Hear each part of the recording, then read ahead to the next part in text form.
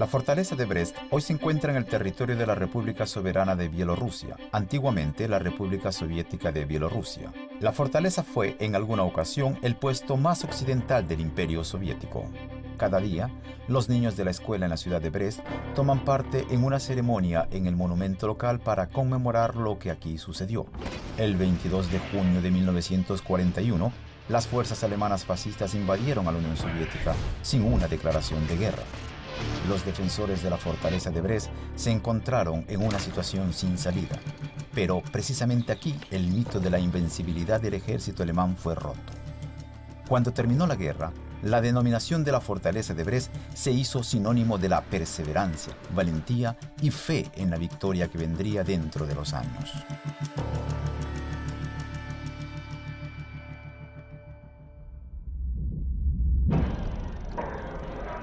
En las primeras horas del 22 de junio de 1941, la artillería alemana desató una descarga masiva en la guarnición de Brest. Los aviones de guerra alemanes simultáneamente lanzaron cientos de bombas sobre la fortaleza. Poco después, grupos de asalto de la infantería lanzaron el ataque inicial por tierra. El capitán, Vladimir Shablovsky, es uno de los oficiales a cargo de la defensa de la fortaleza. Su hija, Raisa, visita el monumento a su padre en las afueras de Brest con mucha frecuencia. Esta foto muestra cómo era él. Incluso hoy me pongo nerviosa cuando vengo aquí. Las palabras me fallan. Yo veo estos eventos en mi mente como si hubieran sido ayer. Hoy los niños juegan a la guerra en el viejo fuerte, pero en los primeros días de la verdadera guerra, la unidad bajo el comando de Vladimir Shablovsky estaba en pleno combate. En 2 días los defensores habían agotado sus municiones. Raisa Shablovskaya vio a los alemanes tratando de capturar a su padre. Repentinamente hubo un tiroteo. Mi padre se levantó, saltó a los rieles y se tiró al río. Los alemanes comenzaron a dispararle. «Prefiero morir a ser capturado», gritó. Esas fueron las últimas palabras que les dijo a sus soldados. De acuerdo con el plan de atacar a la Unión Soviética, los alemanes reunieron 3 grupos de ejércitos cerca de la frontera. Entre ellos, el grupo de ejércitos centro era el más poderoso. Su misión era rodear y destruir a las tropas soviéticas en Bielorrusia y moverse a Moscú vía Smolensk. La estrategia alemana confiaba en el ataque sorpresa para desmoralizar al adversario en los primeros momentos.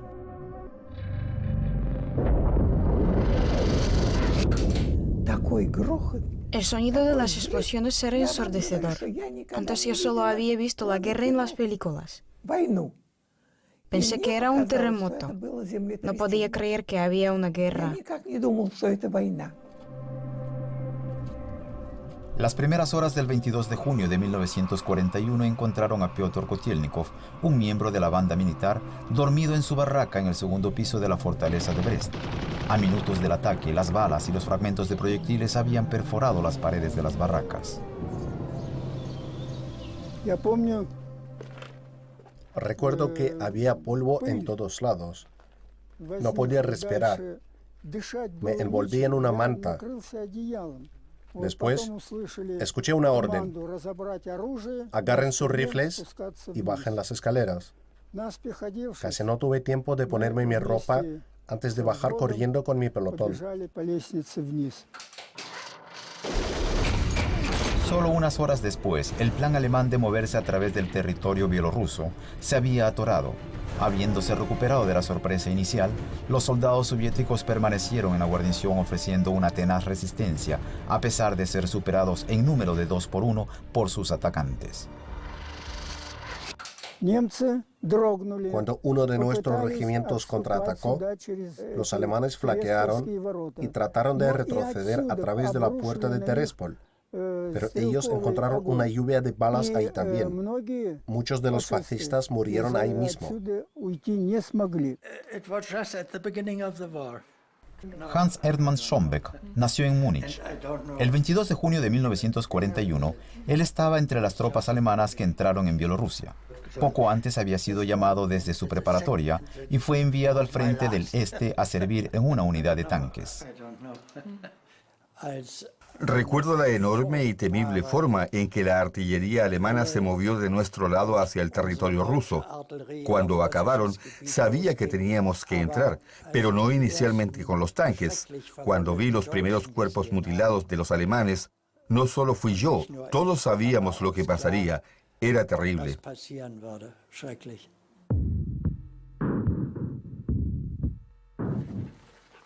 Hoy en día, la frontera entre Bielorrusia y Polonia sigue la misma línea en donde los puestos soviéticos estaban desplegados. Fueron ellos los que soportaron el peso de la invasión nazi por varios días. Armas de pequeño calibre eran las únicas defensas que los guardias fronterizos tenían.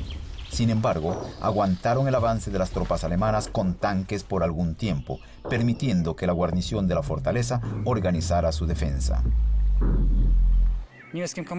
El comando alemán dio 30 minutos para la destrucción de los puestos fronterizos, pero algunos de ellos se defendían hasta 7 días, repeliendo un ataque tras otro.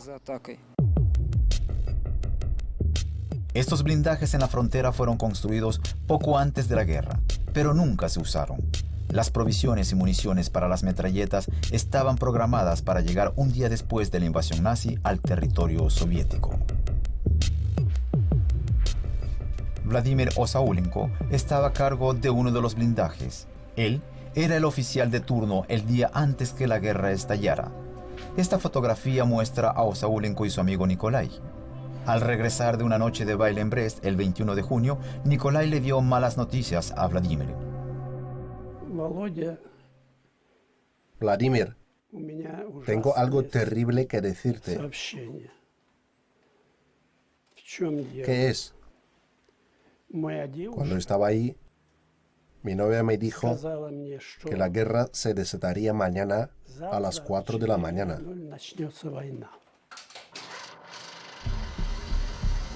Agosto de 1939. 2 años antes del inicio de la guerra, las relaciones entre la Unión Soviética y Alemania obviamente se hacen más cálidas. Los ministros del Exterior, Molotov y Ribbentrop, firman un pacto de no agresión.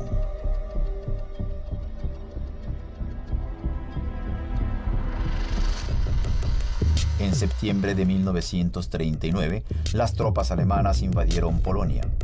Este es el comandante alemán Heinz Guderian. Sus tanques habían ocupado la fortaleza de Brest. En ese tiempo Brest estaba en territorio polaco. Esta es una rara filmación, un desfile conjunto de soviéticos y alemanes.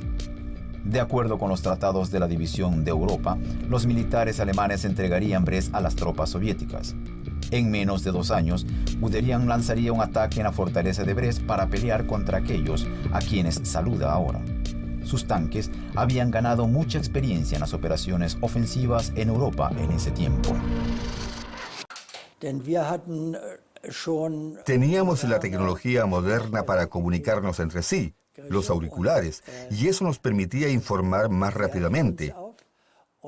Los tanques rusos no se podían comunicar entre sí, y nosotros, por ejemplo, podíamos retroceder y después atacar por los flancos.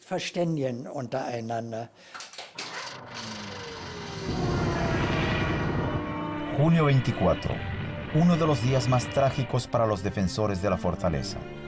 Durante otro intento de asalto, los nazis utilizaron a los hijos y esposas de los oficiales rusos como escudos humanos en este puente.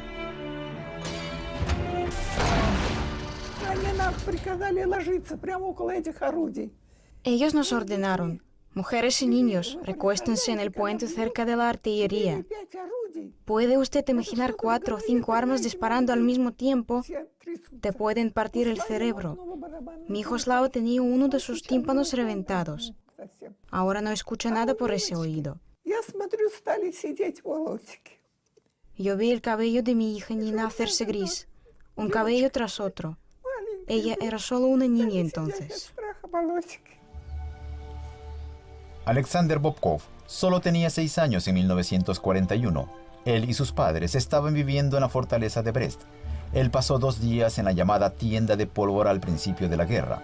Él fue herido y perdió a su familia entera allí. Los adultos instantáneamente comprendieron la gravedad de la situación, pero los niños no. El miedo llegó después. Estábamos parados en este nicho.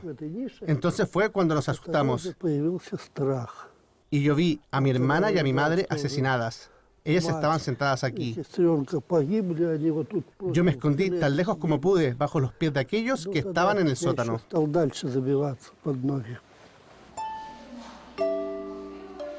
En esencia, el territorio entero de la fortaleza es un monumento a las víctimas de los primeros días de la guerra.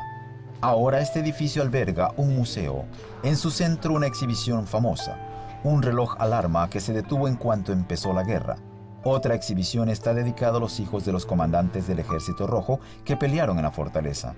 Muchos de ellos fueron asesinados por fuerzas de los SS en 1942, un año después que sus tropas atacaron a la Unión Soviética.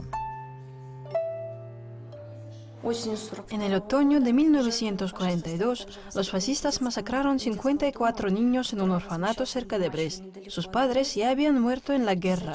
Polina Grocholskaya, esposa de un comandante del Ejército Rojo, era la maestra de los niños. Ella y los niños fueron forzados a salir del orfanato para ser fusilados. Todos ellos. Una vigilia de la conmemoración y del dolor se lleva a cabo cada año en la fortaleza de Brest en la noche del 21 de junio. Los veteranos vienen aquí desde todas las regiones de la antigua Unión Soviética. Una presentación de diapositivas presenta las fotos de los oficiales del antiguo Ejército Rojo que tomaron parte en la defensa de la fortaleza de Brest.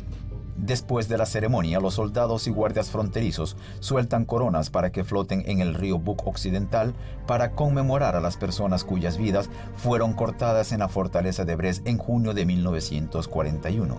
Los nombres de muchos de ellos aún son desconocidos.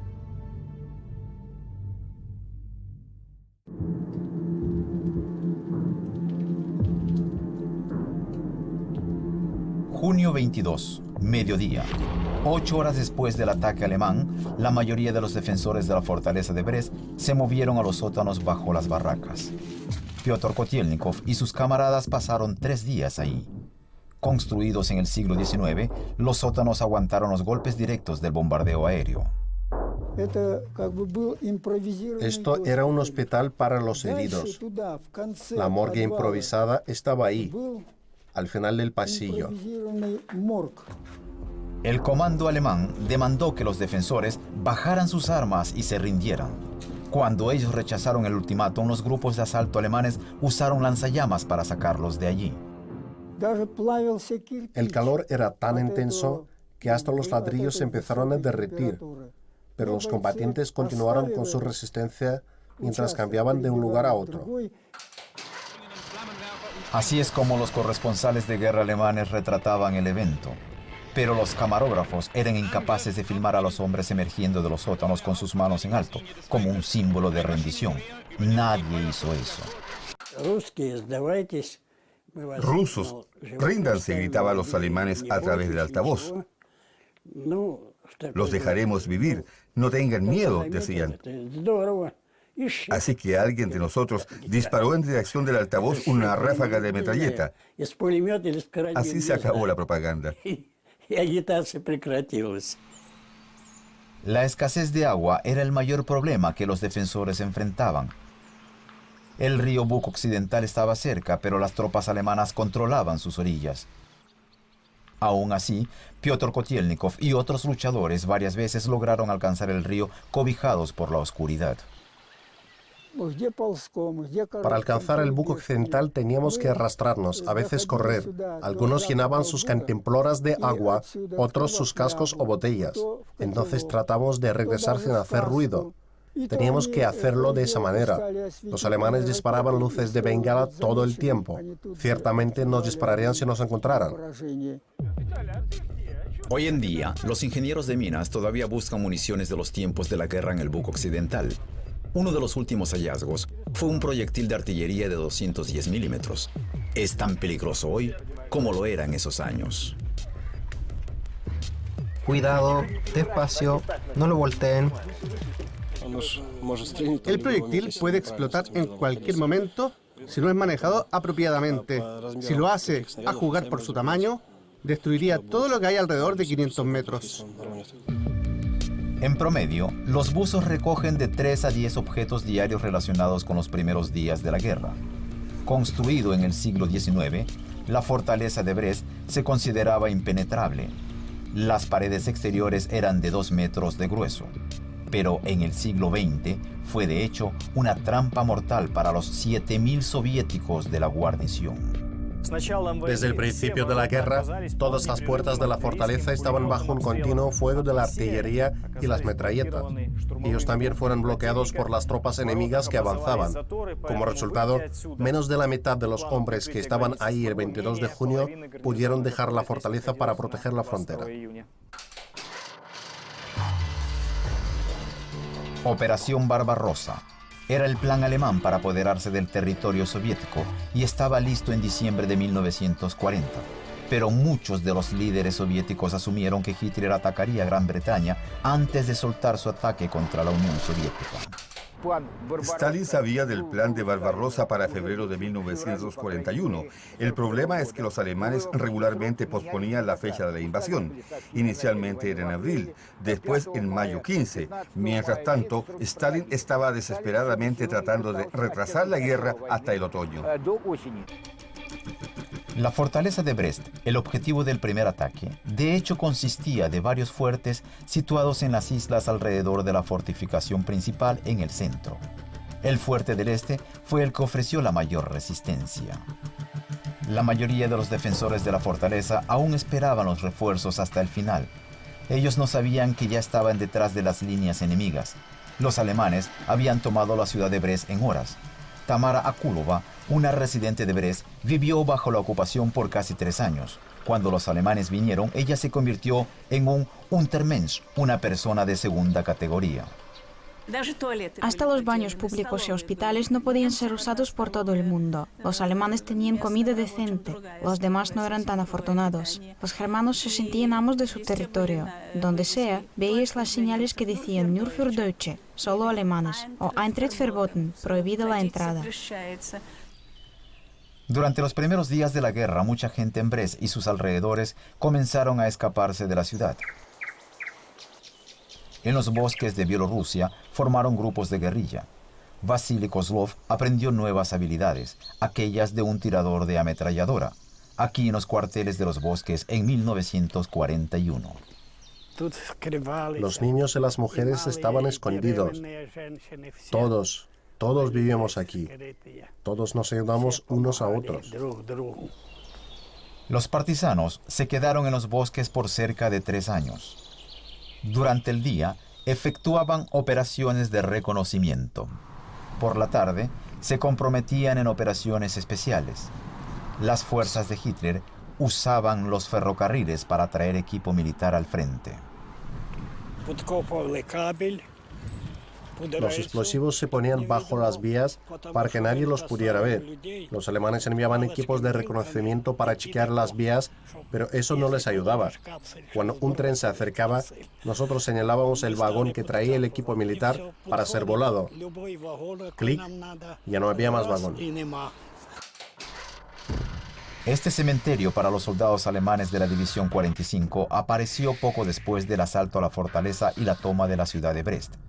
Las tropas alemanas ya habían arrasado Polonia, Francia y mucho de Europa, pero al atacar Bielorrusia se encontraron con la mayor resistencia hasta esa fecha. Antes de la guerra nos dijeron que teníamos el mejor armamento del mundo y que de todos modos éramos los más fuertes. Creíamos esas historias por nuestros éxitos en Europa Occidental, como la operación en Francia, pero eso estaba lejos de la realidad.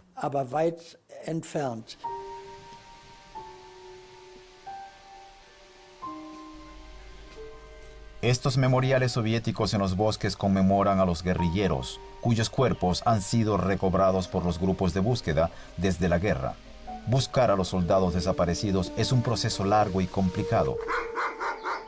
Primero, el jefe del grupo de búsqueda pregunta a los locales dónde exactamente la pelea tuvo lugar. ¿Había muchos muertos? Muchos de nuestros soldados murieron en los pantanos. Solo caminando por el bosque se podía ver grupos de muertos de 10 o 12. Ellos nunca lograron salir del bosque. Un grupo de voluntarios hace una expedición. Ellos revisan el terreno metro a metro. Armas y otros objetos hechos de metal yacen tranquilamente en la tierra. Mira, es un casco soviético. Fue un impacto directo. Puedes ver dónde entró el disparo y por dónde salió. Cuando el grupo de búsqueda regresa a la base, los objetos son cuidadosamente examinados. La última expedición ha encontrado cucharas, una cantimplora y medallas, pero los buscadores consideran estos llamados medallones como los hallazgos más importantes. Estas pequeñas cápsulas metálicas contienen toda la información relevante acerca del soldado, su edad, su rango, el nombre de la ciudad o pueblo de donde fue llamado a servir. Es nuestro soldado, uno más que murió en este lugar. Entonces, nosotros vamos a buscar a sus parientes. Un soldado fallecido más recupera su nombre.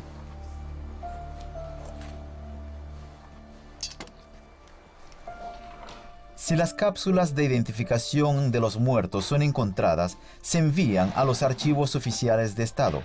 Cada año se agregan nuevos nombres a la lista de los defensores de la fortaleza de Brest. Este es el récord personal de uno de los defensores, Stepan Stanislavski. Su identidad fue verificada solo unos años atrás. Ahora, su nombre está inscrito en la pared de la memoria en el callejón central de la fortaleza de Brest. Se ha reemplazado otra placa diciendo «Soldado desconocido». La sobrina de Stanislavski es su único pariente y recientemente se ha enterado del destino de su tío. La gente quiere por lo menos ver la tumba de alguien a quien amaron, poner flores en ella y pensar en esa persona. No hay nada más doloroso que la palabra desaparecido. Así que cuando el nombre de mi tío fue finalmente escrito en la placa, fue un momento muy conmovedor para mi familia. Los últimos defensores de la fortaleza de Brest repelieron los ataques alemanes por casi un mes. En los años 60, el museo recibió un fragmento de una pared interior de uno de los puestos del fuerte oriental. Una inscripción descubierta en ella data del 20 de julio de 1941. Escrita con un cuchillo dice: «Adiós, madre tierra, estoy muriendo, pero no me rindo». Nadie se rindió por su propia voluntad. Todos esos capturados fueron gente herida. Ellos eran incapaces de usar sus armas, pero nadie levantó sus manos. Ellos pelearon hasta la muerte, hasta el último hombre. Hitler y Mussolini llegaron en agosto de 1941 para una visita a la fortaleza de Brest. A pesar de los reportes oficiales que clamaban que no había defensores sobrevivientes, medidas de seguridad sin precedentes fueron tomadas. Por la tarde del día de la visita principal, 2 soldados alemanes patrullando un área cerca de la fortaleza desaparecieron. Hitler y Mussolini entraron a la fortaleza por un puente que estaba aquí. Lo que Hitler vio se sabe que causó una inmensa impresión en él. Incluso tomó una piedra de las ruinas con él. Después de la caída de Berlín, la piedra fue encontrada en la oficina de Hitler en la Cancillería del Tercer Reich. Una iglesia en la fortaleza de Brest. Aquí hay rastros de proyectiles en las paredes y dentro del domo. Fue aquí que los defensores de la fortaleza de Brest lanzaron su primer contraataque. Una gran cantidad de soldados alemanes y soviéticos murieron aquí. Ha llegado el tiempo para el perdón mutuo. Debemos vivir en paz. No es que tengamos que olvidar el pasado. No debe ser olvidado. Pero podemos perdonar. Los niños ahora juegan en la fortaleza de Brest, donde el equipo militar que data de 1940 está en exhibición. Ellos conocen acerca de la guerra solo por los libros y las películas. En las vacaciones, los veteranos cuentan a los turistas acerca de la guerra.